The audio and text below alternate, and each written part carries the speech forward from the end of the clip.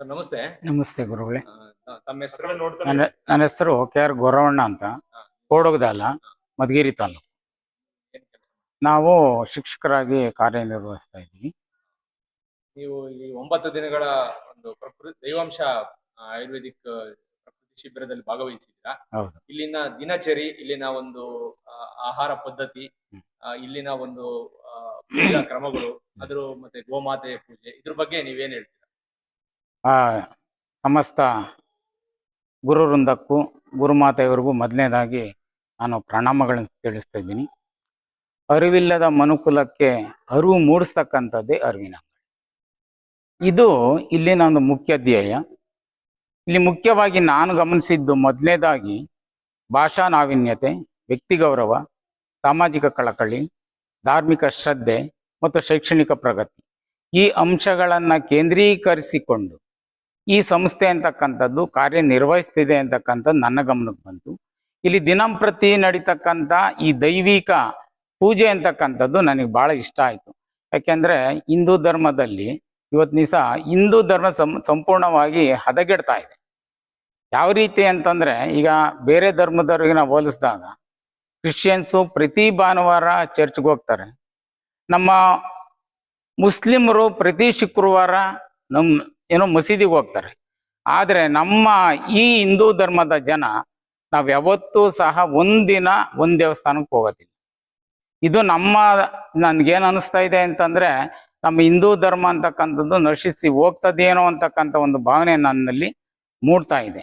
ಇಂಥ ಸಂದರ್ಭದಲ್ಲಿ ಈ ಒಂದು ಅರಿವಿನ ಅಂಗಳದಲ್ಲಿ ಈ ರೀತಿಯಾದಂಥ ಕಾರ್ಯಕ್ರಮಗಳನ್ನು ಆಯೋಜನೆ ಮಾಡೋದ್ರಿಂದ ನಮ್ಮ ಧಾರ್ಮಿಕ ವಿಚಾರಗಳ ಬಗ್ಗೆ ಜನರಲ್ಲಿ ಅರಿವು ಮೂಡ್ತದೆ. ಇದರಿಂದ ನಮ್ಮ ಹಿಂದೂ ಧರ್ಮ ಅಂತಕ್ಕಂಥದ್ದು ಉದ್ಧಾರ ಆಗ್ತದೆ ಅಂತಕ್ಕಂಥದ್ದು ಒಂದು ಭಾವನೆ. ಇಲ್ಲಿ ಮುಖ್ಯವಾಗಿ ಇಲ್ಲಿ ದೈವಿಕ ಪೂಜೆ ಅಂತಕ್ಕಂಥದ್ದು ಅಂದರೆ ಇದುವರೆಗೂ ಸಹ ನಾವು ಕೆಲವೊಂದು ಪೂಜೆ ಮಾಡ್ತಾ ಇದ್ವಿ, ಆದರೆ ಅದರ ಅರಿವು ಇರಲಿಲ್ಲ. ಅಂತಹ ಅರಿವುಗಳನ್ನು ಮೂಡಿಸ್ತಕ್ಕಂಥ ಒಂದು ಪದ್ಧತಿ ಇಲ್ಲಿ ಕಾಣ್ತಾ ಇದೆ. ಪ್ರಕೃತಿಯಲ್ಲಿ ಪ್ರಕೃತಿ ದೇವಗಳೇನು ಪಂಚಭೂತಗಳಿದ್ದಾವೆ, ಅದೇ ರೀತಿ ನವಗ್ರಹಗಳು ಸಹ ಇದ್ದಾವೆ.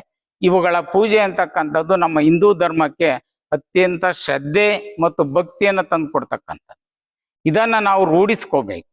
ಇದ್ರ ಜೊತೆಗೆ ನಾವು ಇನ್ನೊಂದು ಇಲ್ಲಿ ಕಲ್ತಿದ್ದೇನು ಅಂತಂದರೆ, ಮಾನವೀಯ ಮೌಲ್ಯಗಳನ್ನು ಜೀವನದಲ್ಲಿ ಅಳವಡಿಸ್ಕೊಂಡಾಗ ಮಾತ್ರ ಮನುಕುಲದ ಉದ್ಧಾರ ಆಗ್ತದೆ ಅಂತಕ್ಕಂಥದ್ದು ಅರಿವು ನನ್ನ ಗಮನಕ್ಕೆ ಬಂತು.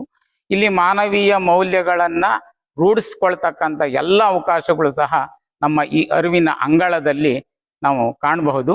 ಜೊತೆಗೆ ಇಲ್ಲಿ ಏನು ಅಂತಂದ್ರೆ ದಿನಂಪ್ರತಿ ಮಾಡ್ತಕ್ಕಂಥ ಪೂಜಾ ಪದ್ಧತಿಗಳು, ನವಗ್ರಹಗಳು, ಈ ನವಗ್ರಹಗಳಲ್ಲಿ ವಿಶೇಷವಾದಂಥ ಒಂದು ಸ್ಥಾನವನ್ನು ನಾವು ಕಾಣ್ಬೋದು. ಈ ನವಗ್ರಹಗಳು ಏನಿದೆ 9 ಗ್ರಹಗಳು, ಇದು ಪ್ರಕೃತಿಯಲ್ಲಿರ್ತಕ್ಕಂಥ ದೈವಾಂಶ ಶಕ್ತಿಗಳು.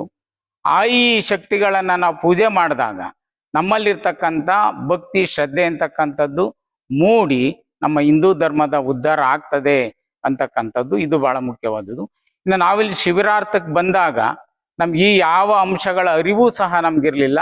ನಮ್ಗಿದ್ದಿದ್ದು ಒಂದೇ ಉದ್ದೇಶ, ಇರ್ತಕ್ಕಂಥ ಕಾಯಿಲೆ ವಾಸಿ ಆದ್ರೆ ಸಾಕು, ವಾಸಿ ಮಾಡ್ಬೇಕು ಅಂತಕ್ಕಂಥ ಉದ್ದೇಶದಿಂದ ಬಂದ್ವಿ. ಆದರೆ ಇಲ್ಲಿ ಬಂದಿದ್ದೊಂದು ಉದ್ದೇಶ, ನಾವು ಕಲ್ತಿದ್ದು ಮಾನವೀಯ ಮೌಲ್ಯಗಳನ್ನು ರೂಢಿಸ್ಕೊಳ್ತಕ್ಕಂಥ ಪದ್ಧತಿಗಳು. ಇಲ್ಲಿ ಮೊದಲನೇದಾಗಿ ನಾವಿಲ್ಲಿ ಜೀವನ ಶೈಲಿ, ಊಟ ಮಾಡ್ತಕ್ಕಂಥ ಪದ್ಧತಿಗಳಾಗಲಿ ಅಥವಾ ಇನ್ನು ಪೂಜಾ ವಿಧಾನಗಳಲ್ಲಿ ನಾವು ಮಾಡ್ತಕ್ಕಂಥ ಏನೆಲ್ಲ ತಪ್ಪುಗಳಿದ್ದಾವೆ ಅದರಿಂದ ನಾವು ಸುಧಾರಿಸ್ಕೊಂಡು ನಾವು ಜೀವನ ಕ್ರಮವನ್ನು ಅಳವಡಿಸ್ಕೊಂಡ್ರೆ ನಮ್ಮ ಜೀವನ ಸುಗಮವಾಗಿರ್ತದೆ ಅಂತಕ್ಕಂಥದ್ದು. ಇನ್ನೊಂದು ಬಹಳ ವಿಶೇಷವಾಗಿ ಇಲ್ಲಿ ಗಮನಿಸಿದ್ದೇನು ಅಂತಂದರೆ, ಗೋಮಾತೆ ಪೂಜೆ. ನಮ್ಮ ಗುರುಗಳು ಹೇಳಿದ್ರು, ಗೋಮಾತೆ ನಮ್ಮ ಎಲ್ಲ ಸಂಕಷ್ಟಗಳನ್ನು ಪರಿಹರಿಸ್ತಕ್ಕಂಥ ಏಕೈಕ ದೇವತೆ ಅಂತ.